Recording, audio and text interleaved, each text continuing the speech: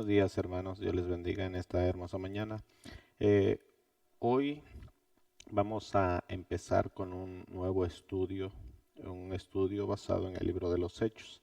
La semana pasada anuncié que íbamos a empezar en el libro de los Efesios, pero durante la semana Dios me ha estado incomodando, puesto que en el canal, en el grupo cerrado de Fuente de Gracia, de la Iglesia Virtual Fuente de Gracia, estamos llevando un estudio de evangelios sinópticos, un estudio sobre la vida de Jesús, eh, visto desde los cuatro ángulos de los evangelistas, ¿verdad? De los cuatro evangelios.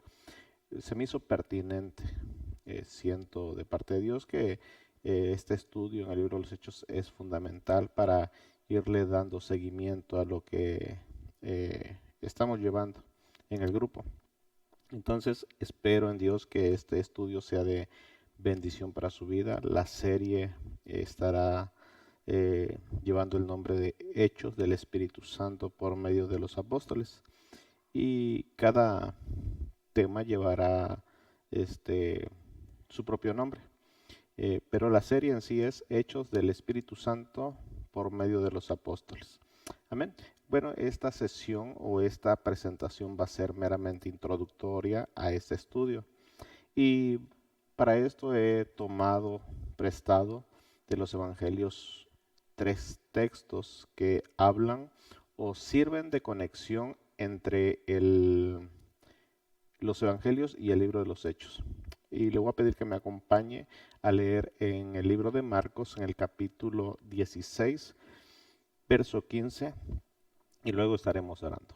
Amén. Dice así la palabra de Dios en el nombre del Padre, del Hijo y del Espíritu Santo. Va a aparecer ahí en su pantalla.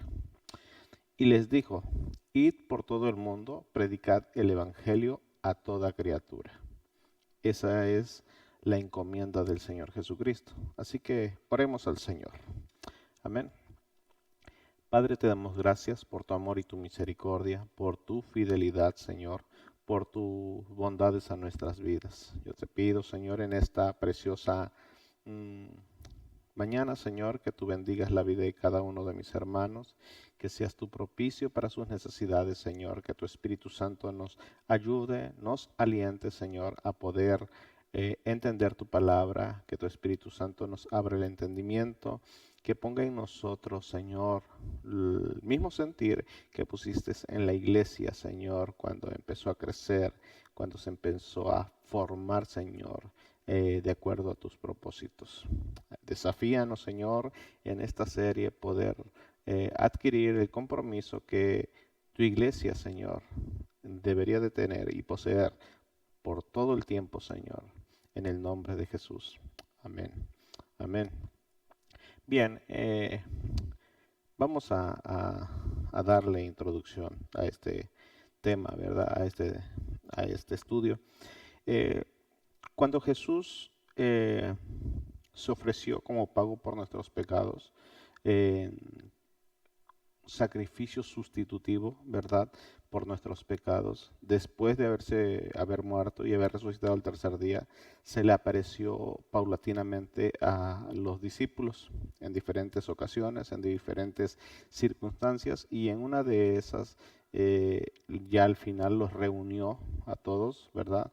Cerca de 40 días, los reúne a todos y bueno, les da estas instrucciones y le dijo a sus discípulos,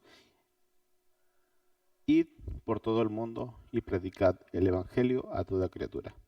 Aunque esta encomienda está dirigida específicamente a los apóstoles, ¿verdad? Los que habían sido comisionados y facultados para llevar el Evangelio a toda Judea, ¿verdad? A todas las ovejas perdidas del pueblo de Israel. Sin embargo, es una encomienda dada a la iglesia también, porque Efesios capítulo 2, verso 20 nos indica que que la iglesia está fundamentada sobre el fundamento de los apóstoles, ¿verdad? Entonces, esta encomienda dada a los apóstoles también es una encomienda que ha sido delegada a la iglesia. La iglesia tiene que seguir el fundamento de los apóstoles en ese sentido. Amén. Entonces, veamos otros textos, como el capítulo 28 de Mateo, ¿verdad? Dice así, dice Mateo 28, 19 y 20. Dice, por tanto, id y haced discípulos a todas las naciones, bautizándoles en el nombre del Padre, y del Hijo, y del Espíritu Santo, enseñándoles que guarden todas las cosas que os he mandado, y aquí yo estoy con vosotros todos los días hasta el fin del mundo. Amén. ¿Verdad? Estos dos textos están en paralelo con lo que leímos de Marcos. También tenemos a Lucas capítulo 24, verso 46 al 48.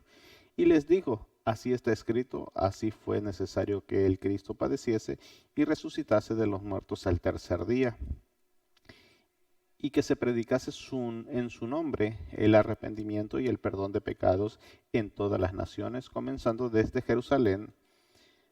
Y vosotros sois testigos de estas cosas. Es la misma encomienda, es el mismo, la misma responsabilidad para la iglesia, tanto para los apóstoles como para la iglesia, pero también, hermanos, nos muestra que desde la perspectiva de cada uno de los evangelistas es la misma esencia: ir y llenar la tierra con su palabra, predicar en su nombre. Aleluya. Bueno, eh, es sorprendente cuando nosotros estudiamos el libro de los Hechos, es sorprendente ver cómo los evangelios tienen conexión con el libro de los Hechos. De hecho, se pudiera decir que si nosotros tomáramos los 4 evangelios, hiciéramos uno solo de ellos, el libro de los Hechos sería la continuación de ello. Los 4 evangelios los encontramos que están vertidos, divididamente están vertidos sobre el capítulo 1 del libro de los Hechos. Vamos a observarlo. Mire, para esto vamos a ver Hechos capítulo 1. En el capítulo 1 vamos a ver esto. Le voy a ir mencionando algunas referencias que tengo aquí presente. El último capítulo, quiero que le voy a quitar esto de pantalla para que me pueda poner atención. El último capítulo del libro de Mateo, en el capítulo 28, habla de su resurrección y de la gran comisión, como el pasaje que acabamos de leer. Bueno, ese mismo versículo está vertido sobre Hechos 1 y lo vamos a observar. En Hechos 1, en el verso 3, dice lo siguiente: a quien también después de haber padecido, se presentó vivo con muchas pruebas indubitables, apareciéndoseles durante 40 días y hablándoles acerca del reino de Dios. Si nosotros observamos detenidamente en este verso, habla de lo mismo que habla Mateo. Mateo habla de su resurrección y dice, a quien también después de haber padecido, se presentó vivo. Habla de la resurrección con pruebas indubitables, apareciéndoseles otra vez vivo, ¿verdad? Habla de su resurrección durante 40 días. Ahora, en el verso 8 podemos observar que habla de la gran comisión, que habla Mateo. Mateo también en el capítulo 28, en su último capítulo, habla de la gran comisión y dice, pero recibiréis poder cuando haya venido sobre vosotros el Espíritu Santo y me seréis testigos en Jerusalén, en Judea, en Samaria y hasta el último de la tierra. Si nosotros observamos, aquí habla de la gran comisión: predicar el Evangelio en Jerusalén, predicar el Evangelio en Judea y en Samaria, y predicar el Evangelio hasta el último de la tierra. Entonces podemos ver que Mateo 28 nos habla de la resurrección y de la gran comisión, así como también lo menciona el verso 3 y el verso 8 de Hechos 1. Amén. Marcos, en el último capítulo, en su capítulo 16, nos habla de la ascensión, ¿verdad? Y Hechos 9 también nos los menciona. Mire, habiendo dicho estas cosas, viéndolo ellos, fue alzado y le recibió una nube que le ocultó de sus ojos. Esto es la ascensión. Marcos 16 habla de la ascensión. Dice, y habiendo dicho estas cosas, viéndolo ellos, fue alzado. Habla de la ascensión. Y lo recibió una nube que lo ocultó de sus ojos. Amén. Entonces, vamos a Lucas.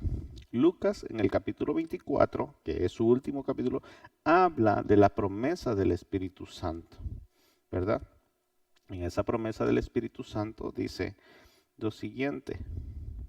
Perdón, en Lucas 24 habla de la promesa del Espíritu Santo. Y Hechos 1:8, dice, pero recibiréis poder cuando haya venido sobre vosotros el Espíritu Santo. Eso habla de la promesa. Entonces, Mateo habla de la resurrección y la gran comisión. Lo menciona el autor de Hechos ahí en Hechos 1. En Marcos habla en su último capítulo de la ascensión. Hechos, que en el capítulo 1 lo menciona, en el verso 9. Lucas habla de la promesa del Espíritu Santo y Hechos 1:8 lo describe. Juan habla sobre la promesa de su regreso y también lo menciona. Juan en el último capítulo y también lo menciona en el verso 11. Dice, los cuales también le dijeron, varones galileos, ¿por qué estáis mirando al cielo? Este mismo Jesús que ha sido tomado de vosotros al cielo, así vendrá. Observe la promesa de su regreso, como lo habéis visto ir al cielo. Entonces podemos ver que los 4 evangelios, los últimos capítulos de cada evangelio, están vertidos sobre Hechos 1 para darle continuidad a lo que se venía gestando, a la iglesia que Dios estableció. Amén. Esa es la conexión divina que hay entre los evangelios y el libro de los Hechos, como una especie de un segundo volumen. Ahora, el libro de los Hechos lo encontramos que está dividido divinamente y está plasmado en el mismo versículo del verso 8 que nosotros acabamos de ver en Hechos 1. Hechos 1 dice, pero recibiréis poder cuando haya venido sobre vosotros el Espíritu Santo y me seréis testigos en Jerusalén, en toda Judea, en Samaria, hasta el último de la tierra. Ahora, recordemos algo. Primero, este libro de Hechos está bosquejado en estos 3 puntos que Jesús menciona en los cuales se debe de predicar el Evangelio. Primero es Jerusalén. Jerusalén es el lugar, la sede, la matriz donde se gesta la iglesia, donde se estableció la iglesia. Ahí estaba la sede de donde estaban los apóstoles. Ahí fue donde murió, ahí está el aposento alto, ahí fue donde empezó la iglesia. Amén. Y luego dice, en toda Judea y en Samaria. A veces se ha tomado Judea y Samaria como 2 lugares distintos, pero no es así. Judea es la capital, o Jerusalén es la capital de Judea. Recordemos que el país había sido dividido en 2 partes, entonces Judea eran el reino del sur y Samaria era el reino del norte. Entonces cuando Jesús menciona en toda Judea y en Samaria, se refiere a las 2 capitales, a los 2 reinos, a los 2 lugares. Entonces eso se menciona como un solo lugar. Y dice, y hasta el último de la tierra. Entonces todo el libro de Hechos está bosquejado en estos 3 puntos. Jerusalén, Judea y Samaria y lo último de la tierra. Ahora, ¿cómo lo podemos ver? Jerusalén, el ministerio evangelístico del libro de los Hechos en Jerusalén está plasmado desde el capítulo 1, verso 1, hasta el capítulo 8, verso 4. Repito, el ministerio en Jerusalén o la predicación en Jerusalén lo podemos ver bosquejado desde el capítulo 1, verso 1, hasta el capítulo 8, verso 4. El ministerio de Judea y Samaria lo podemos ver plasmado desde el capítulo 8:5 hasta el capítulo 12:5. Ese es el ministerio de Judea y de Samaria. Y el ministerio hasta lo último de la tierra lo podemos ver desde el capítulo 13 1 hasta el capítulo 28-31, es decir, todo el resto. Ese es el ministerio a lo último de la tierra. Bueno, quiero corregir, en el ministerio de Judea y Samaria es del 8:5 hasta el 12:25. No es 5, es 12:25. Amén. Entonces, también es pertinente mencionar que en el bosquejo, en este bosquejo de tres áreas de predicación evangelística del libro de los Hechos, nos encontramos con dos ministerios apostólicos. El primero, el de Pedro a los judíos, ¿verdad? Que este abarca Jerusalén, Judea y Samaria, ¿verdad? Y el ministerio del apóstol Pablo, que empieza en el capítulo 13, en el verso 1, con su primer viaje misionero. Entonces, podemos ver que los primeros 12 versículos son 28 versículos del apóstol que el autor de Hechos nos menciona. 28 versículos, de los cuales 12 pertenecen al ministerio apostólico de Pedro. Y los otros restantes, los otros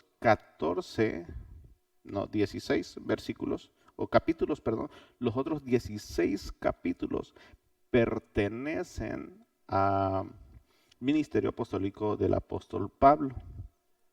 Entonces, eso es más o menos para ver un poco la estructura, el bosquejo de cómo está desarrollado el libro de los Hechos. Eso nos ayuda a comprender un poco mejor las escrituras en su contexto.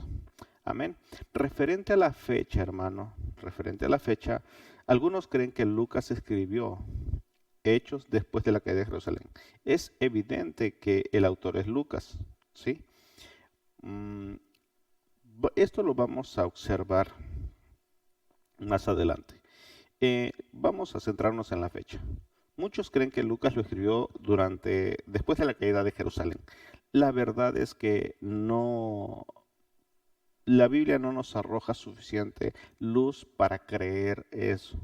¿Por qué? Porque si en el año 70 después de Cristo se dio la caída de Jerusalén por el general Tito, veamos que durante esa fecha ya Nerón no estaba reinando, sino era otro emperador. Entonces no puede ser que haya sido. Y vamos a verlo durante el desarrollo del libro de los Hechos, el por qué no, ¿verdad? Lucas se cree que murió aproximadamente entre el año 80 después de Cristo. Es más probable que Lucas hubiera escrito mucho más antes, o más bien en promedio del final, ¿verdad?, del primer encarcelamiento del apóstol Pablo, que fue eso alrededor del año 60 y 62. Durante estos 2 años, Lucas lo relata en el Hechos capítulo 28. Vamos a verlo. Hechos 28 en el verso 30. Dice, Pablo permaneció 2 años enteros en una casa alquilada. Esta casa era un arresto domiciliario. Haz de cuenta que le permitieron que Pablo estuviera ahí en su primer encarcelamiento. Este es el primer encarcelamiento y Pablo le permiten estar ahí, que pague la renta y le asignaban soldados para que no fuera a abandonar la ciudad. Se dice, ¿verdad? No hay evidencias de ello, que los soldados tenían que ser constantemente cambiados porque se convertían al cristianismo y empezaban a darle ciertos favores a Pablo por el hecho de que ya eran hermanos en la cristiandad. Entonces tenían que estarle cambiando los soldados constantemente. Sin embargo, bueno, eso no lo muestra la escritura, se dice simplemente, pero sí dice la escritura que él recibía a todos los que a él venían. Esto lo menciona Lucas, ¿verdad? El autor de Hechos. Bien. En el año 60 y el 62 es la fecha más natural, más probable que se haya utilizado donde concluyó, donde se escribe el libro de los Hechos. De hecho, Pablo escribe la segunda carta a Timoteo y menciona a Lucas que estaba con él ahí en esa prisión. En segunda de Timoteo, capítulo 4, verso 11. Lo vamos a ver al 18. Dice, solo Lucas está conmigo. Él está ahí en esa prisión domiciliaria y dice, solo Lucas está conmigo. Toma a Marcos y tráele contigo. Él le manda la carta a Timoteo y entonces le da así estas instrucciones, pero le hace saber que solo Lucas está con él. Y dice, toma a Marcos y tráele contigo, porque me es útil para el ministerio. Dice, a Tíquico lo envía a Éfeso, trae cuando vengas el capote que dejé en Troas en casa de Carpo, y los libros, mayormente los pergaminos. Alejandro el calderero me ha causado muchos males. El Señor le pague conforme a sus hechos. Guárdate tú también de él, pues en gran manera se ha opuesto a nuestras palabras.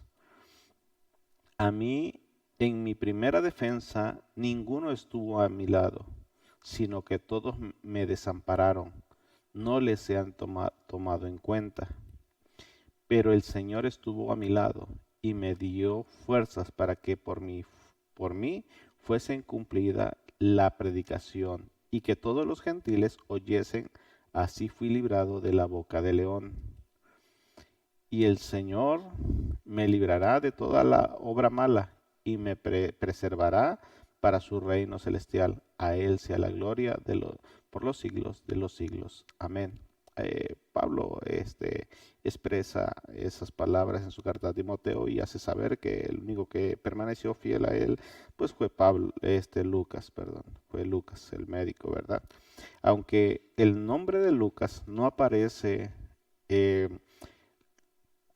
explícitamente en este tratado, en este escrito del libro de los Hechos, es muy fácil deducir el nombre del autor o de Lucas como autor eh, de este escrito. Amén. Lo vamos a ver en Hechos 1. Dice así. En el primer tratado, oh Teófilo, hablé acerca de todas las cosas que Jesús comenzó a enseñar. Vamos a analizar este texto. Dice, en el primer tratado. Es decir, que cuando este libro de los Hechos es un segundo tratado, ya había un primer tratado. Y se lo dirige a la misma persona, a Teófilo, acerca de todas las cosas que Jesús comenzó a hacer y a enseñar.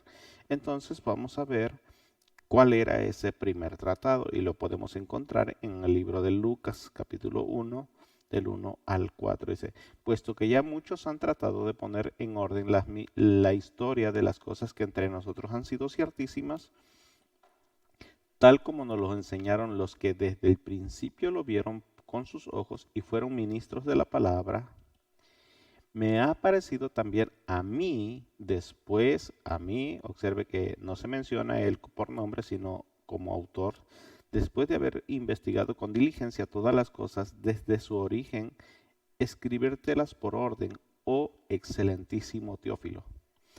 Esta expresión de Teófilo y cómo lo menciona en Hechos 1, oh Teófilo, y aquí, oh excelentísimo Teófilo, entonces, oh Teófilo nos hace saber que es la misma persona y que como Lucas es el autor del Evangelio según San Lucas, entonces nos hace saber perfectamente que el autor del libro de los Hechos es también Lucas, porque es el segundo tratado del mismo tratado. Ahora, si nosotros observamos detenidamente que Lucas termina específicamente en un lugar y el libro de los Hechos empieza específicamente en ese mismo lugar, entonces podemos ver que entre Lucas y Hechos es un solo escrito. Nada más que por las cuestiones de los copistas, ¿verdad? O de los que se encargaban de transliterar las escrituras, ¿verdad? O los pergaminos, había una regla para esto. La regla era de que no tenía que pasar de cierta cantidad, ¿cómo se puede decir? De cierta longitud los escritos, porque se hacían en rollos, se hacían muy pesados.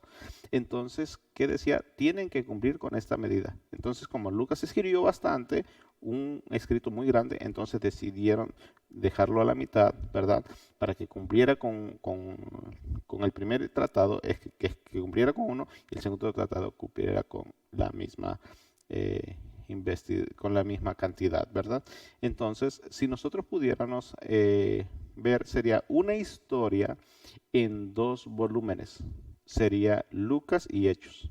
Entonces, si alguna persona nuevecita que está aprendiendo apenas en el Evangelio, que apenas está llegando al Evangelio, o incluso también las personas que ya están en el Evangelio con tiempo, pero que sin embargo no se han dado a la tarea, no, por falta de interés, por flojera, las razones que sean, nunca han estudiado el Evangelio en su contexto bien determinadamente. Entonces, este es un consejo muy bueno que pueden usar para poder extender, leer y extender su conocimiento de las Escrituras leyendo Lucas y Hechos continuamente. Amén. Bien. Ahora, podemos observar quién era el destinatario. Ya vimos quién era el remitente, Lucas. Ahora, el destinatario, bueno, lo podemos observar en este mismo pasaje que dice, oh Teófilo, oh excelentísimo Teófilo. Ahora, ¿quién era Teófilo? Bueno, la expresión excelentísimo, la escritura nada más lo menciona a personas que tienen un alto rango de nivel jerárquico en el gobierno romano. Y podemos verlo en el libro de los Hechos, capítulo 23, verso 26. Observemos lo que Claudio Licia escribe cuando Pedro es encarcelado y lo quieren matar. Bueno, alguien le da aviso, ¿verdad? Una sirvienta le da aviso a Claudio Licia y le dice que quieren matar a Pablo, y entonces él decide enviarlo, lo manda a custodiar y lo envía, ¿verdad? Y él escribe una carta. Y entonces Hechos 23-26 dice, Claudio Lisias al excelentísimo gobernador Félix. Observe aquí que usa la palabra excelentísimo porque se refiere al gobernador Félix. Salud, ¿verdad? Otro pasaje en el cual se menciona la palabra excelentísimo también es cuando Tértulo, ¿verdad? Una persona que trataba de acusar a Pablo, cuando ya llegan entre el gobernador, ¿verdad? Félix. Y bueno, él también usa esa expresión y dice, oh, Tértulo, ¿verdad? Si no usted lee el contexto, puede verlo. Dice, oh excelentísimo Félix. Ya no usa la palabra gobernador, pero ya sabemos que Félix es el gobernador. Y dice, oh excelentísimo Félix, lo recibimos en todo tiempo y en todo lugar con toda gratitud. Usted puede leer el contexto de este pasaje para comprobar lo que le estoy diciendo. Están acusando a Pablo ante Félix y usa Tértulo, usa la expresión oh excelentísimo Félix, la misma expresión que Lucas usa para expresarse sobre Teófilo. Entonces, en este caso, podemos ver que excelentísimo es una palabra usada para unas personas que están en alto rango. También Pablo lo usa para otra persona, no precisamente para Félix, pero sí observemos, dice, mas él dijo, no estoy loco. Recordemos que Pablo trata de persuadir a Agripa, haciendo referencia de que él conoce las tradiciones y que Pablo no ha defraudado en nada a su nación, y entonces está Festo ahí, ¿verdad? Recordemos que Festo era un procurador romano, y dice, mas él dijo, no estoy loco, excelentísimo Festo. Observe que también usa la palabra excelentísimo, pero ahora es con Festo, sino que hablo palabras de verdad y de cordura. Entonces vemos que tanto para un gobernador como para un procurador o un cónsul, realmente se usaban las palabras de excelentísimo. Por lo tanto, nos da a saber que cuando Lucas usó la palabra oh excelentísimo Teófilo y luego oh Teófilo, entonces se está refiriendo a una persona que específicamente tiene un alto cargo en el gobierno romano, ¿verdad? Convertido al Evangelio, se dice que pudiera ser que este hombre, Teófilo, que tenía solvencia económica, pudiera estar financiando las investigaciones de Lucas, ¿verdad? Para poder eh, enriquecerse con las cosas que se habían enseñado sobre Jesús. Se infiere que eh, Teófilo era un recién convertido, se le habían enseñado ciertas cosas, pero que Lucas investiga para él, ¿verdad? Y que le informa de sus investigaciones.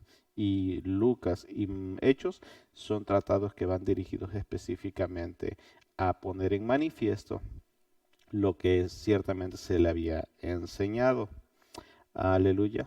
Bien, ahora, pero ¿cuáles son las calificaciones que debe o que posee Lucas? Bueno, de acuerdo con el canon para el Nuevo Testamento, para que un libro debiera ser incluido en las Escrituras o en el canon del Nuevo Testamento, debería de ser escrito por un apóstol o un discípulo, alguien calificado. Sin lugar a duda, Lucas cumplía con estas calificaciones, dado que estuvo gran parte de tiempo con Pablo y con muchos hermanos y hermanas, seguidores directos de Jesús. Él tuvo de primera mano, de primer relato de las personas que anduvieron con Jesús. Entonces tuvo la cercanía con toda esa información. Por eso es que él dice que en el libro de Lucas que él pudo eh, dialogar con estas personas. Observemos una vez más Lucas 1 del 1 al 3. Dice, puesto que ya muchos han tratado de poner en orden la historia de las cosas que entre nosotros han sido ciertísimas, dice, tal como nos los enseñaron los que desde el principio lo vieron, es decir, los testigos oculares que estuvieron con él. Él tuvo relación con ellos y entonces la información fluyó verazmente. Y fueron ministros de la palabra, se refiere a los apóstoles. Es decir, tuvo contacto con discípulos, ¿verdad? Con los testigos oculares, pero también con los apóstoles, los que fueron ministros de la palabra. Y luego en el 3 dice, me ha parecido también a mí, después de haber investigado con diligencia, dice, todas las cosas desde su origen, escribírtelas por orden, oh excelentísimo Teófilo.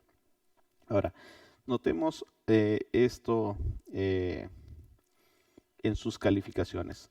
Primero, Lucas como médico, porque era médico, y lo podemos ver más adelante, Lucas como médico estaba capacitado, era un hombre de culto, era un hombre de letra. Entonces, él estaba facultado para poder hacer este escrito. Dos, podemos ver que Lucas era muy dedicado. También podemos ver que Lucas recibió la información de primera mano, pero también que estuvo muy de cerca con discípulos del Señor. Y vamos a verlo en Colosenses capítulo 4. Vamos a verlo ahí con Pablo, ¿verdad? Lucas capítulo 4, verso 14. Os saluda Lucas, el médico amado. En su carta a los Colosenses, Pablo lo menciona. Os saluda Lucas, el médico amado, y demás. Entonces quiere decir que Lucas estuvo con Pablo cuando escribió la carta a los Colosenses, ¿verdad? También lo menciona en su carta, en su segunda carta a Timoteo, en el capítulo 4, verso 11, como lo leímos al inicio. Solo Lucas está conmigo. Toma a Marcos y tráele contigo. Observemos que dice, solo Lucas está conmigo. Es decir, cuando todos se fueron, solamente Lucas quedaba, ¿verdad? Él fue fiel hasta el final. También en el libro de los Hechos podemos ver que en el libro de Filemón, en el capítulo 1, que es su único capítulo, ¿verdad? En el verso 24, podemos ver, y dice, Marcos, Aristarco, Demas y Lucas, mis colaboradores. En otras palabras, Lucas estaba sirviendo al Señor por medio de ministrar, de ser ayuda, apoyo para Pablo cuando estaba ahí en sus prisiones. Amén. Lucas como médico, ya lo vimos ahí en Colosenses 4:14, que Pablo lo menciona como Lucas como médico, ¿verdad? Entonces, como médico de profesión, él era una persona muy culta, tenía un lenguaje griego muy pulido, era muy pulcro para hablar. Entonces, nosotros podemos observar a través del Evangelio según San Lucas, a través del libro de los Hechos y también a través de estos escritos, podemos ver que Lucas era muy pulcro para hablar. Entonces, de hecho, solamente el autor de Hebreos y el autor y las cartas paulinas son las únicas que pueden estar a la par de estos escritos. ¿Por qué? Porque era una persona con mucha capacidad intelectual. Amén. Como persona letrada, una de sus cualidades es que era muy diligente, era muy detallista, era perfeccionista a la hora de hacer investigaciones y de escribir. Entonces podemos ver que estas son las calificaciones que Lucas tiene, ¿verdad? Ahora veamos otro punto que debemos de tener aquí relevante. Cómo todo este libro de los Hechos nos ayuda, nos desafía a nosotros como iglesia. O sea, ya vimos que la introducción nos abre mucho el panorama para poder estudiar el libro de los Hechos. Pero cómo me ayuda, cómo eso ayuda a nosotros como iglesia hoy. Yo le llamo a esto el desafío de la iglesia de hoy. Primero que nada debemos de entender que dado que este documento es divinamente inspirado, da a conocer el desarrollo de la iglesia del Señor y que Jesucristo mismo estableció ahí en Mateo capítulo 16, verso 18, cuando dice: tú eres Pedro y sobre esta roca edificaré mi iglesia.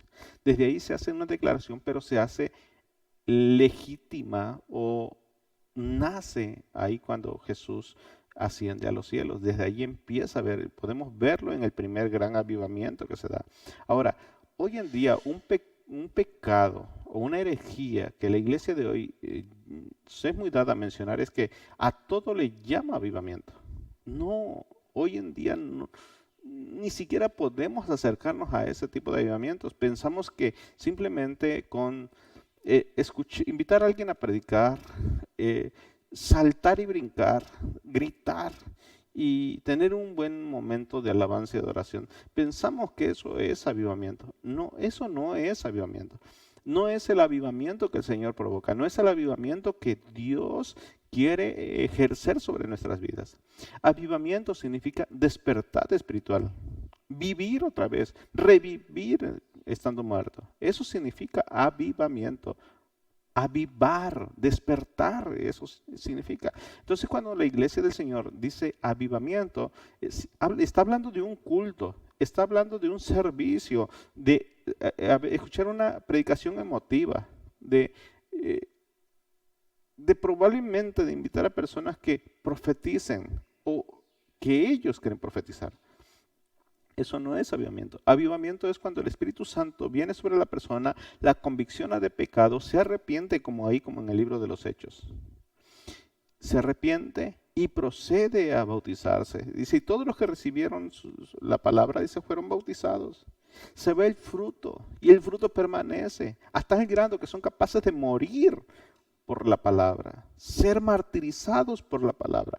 Eso es avivamiento. Eso es traer a la vida a aquel que está muerto.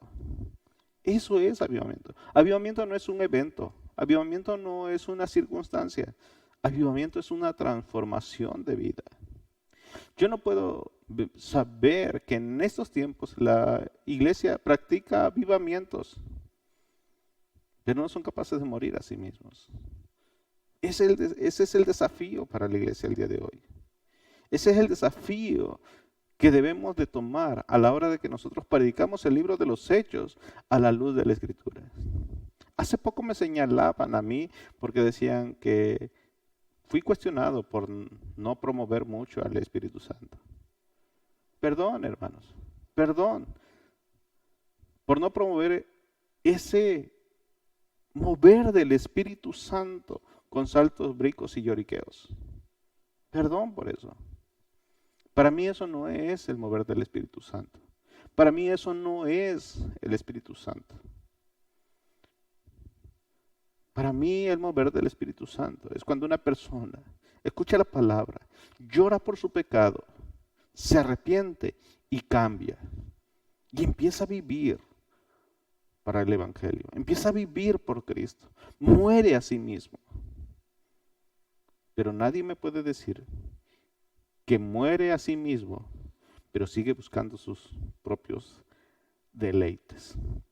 Nadie me puede decir que ha muerto a sí mismo y que son muy espirituales y que abandonan a las ovejas cuando más los necesitan. Eso no es avivamiento.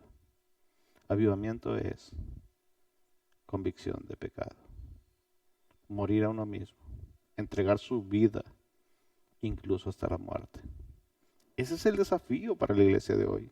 Eso es lo que el Espíritu Santo provocó. Es lo que el Espíritu Santo hacía en la vida de los creyentes. Morir a uno mismo. Eso es el Espíritu Santo. El Espíritu Santo no es lloriquear. El Espíritu Santo no es gritar, no es levantar las manos. Implica eso, sí, pero no es eso. No se queda ahí. Eso es paja simplemente. ¿Quieres aprender realmente sobre qué es un verdadero avivamiento? ¿Sobre qué es realmente un mover del Espíritu Santo? Entonces vea las Escrituras. Vea el libro de los Hechos. De hecho, ese es el nombre que debería de llevar el libro. Hechos del Espíritu Santo a través de los apóstoles. Si tú quieres aprender sobre el Espíritu Santo, su mover y su ministerio, ve al libro de los Hechos. Pero no llegues con una idea prediseñada a leer este libro. Deja que el libro te hable a ti y verás realmente cómo se comportaba, cómo se desarrollaba la iglesia cuando era guiada por el Espíritu Santo. Yo te invito, hermano pastor, hermano miembro de la iglesia, yo te invito a que nos acompañes durante las próximas semanas para este estudio en el libro de los Hechos.